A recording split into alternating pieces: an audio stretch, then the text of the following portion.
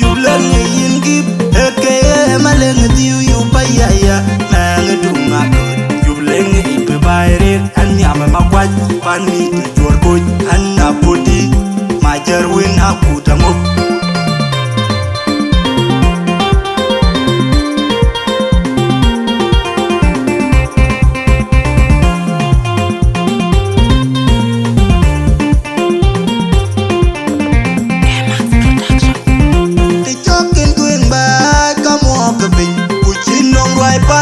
in kente piat yo petwe ngai makur Pandi de magwaja ya pia ina ngor Undi winyo nye chichen jamlong Riare piona magwaila kuna chakwen ba kumo kapin kuchinong rwai pani jor koch in body in kente piat yo petwe ngai makur Pandi de magwaja ya pia ina ngor Undi winyo nye chichen jamlong Riare piona magwaila te chokin kwen ba kamo kapin kuchinong rwai pani jor koch in body in kente piat yo petwe ngai makur Pandi de magwaja ya pia ina ngor Undi winyo nye chichen jamlong Riare piona magwaila makwaja dite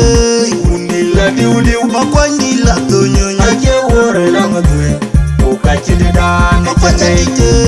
Undi la diu makwandi la tonyonya Ache wore lang dwe Ukachidi dan na ben ayo piangwe Makwani jeda yuwar kapiati Manadia nyarjen Uder uko nyari ungadinget Uda dumor kuda dira jupil Unu kwaja jejo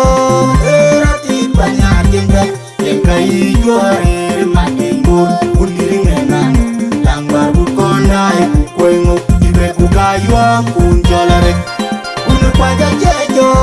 Erati panyarjenga Yengkai juari makingur Uniringenan Langbar bukondai Kuengu ibe kukayua kunjolarek Unu kwaja jejo Erati panyarjenga Yengkai juari makingur Uniringenan Langbar bukondai Kuengu ibe kukayua kunjolarek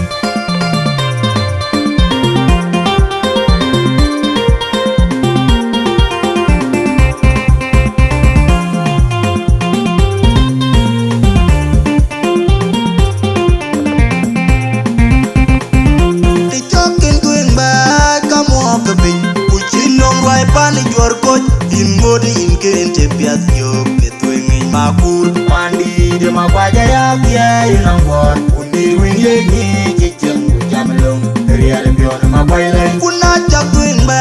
kumo kapin kuchinong rwai pani jor koch in body in kente piat yo petwe ngai makur Pandi de magwaja ya pia ina ngor Undi winye nye chichen jamlong Riare piona magwaila te chokin kwen ba